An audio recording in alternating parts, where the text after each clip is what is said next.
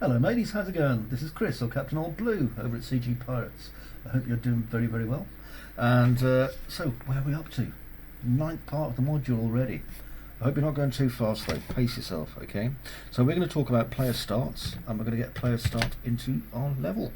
Because what use is a video game if you can't run around inside it and have fun? So, we know this is where we're going to start, just here, okay?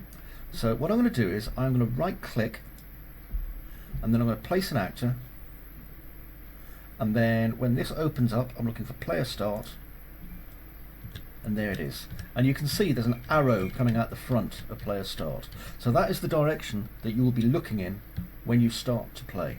Okay?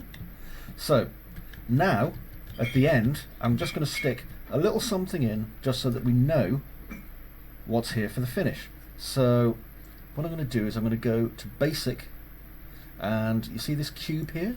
I'm just going to drag it and pop it there, and that will be how we know we're in the right place. I'll just drag it up a little bit. There we go, just floating there. Now if I want to test it out, all I need to do is just click play, and it will play this level in the editor viewport. Okay, so here I am at the start, and I can walk around. I've got my soft ball gun like that, and there it is. There's our end. Look at that.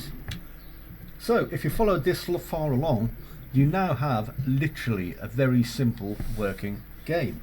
We're going to go a little bit further though. Okay, we're going to set up a goal so that you know that you've won, and after that we're going to look at some project settings and some compiling, and then we're going to go over what we've learned. Okay, so until then, I will see you in the next part.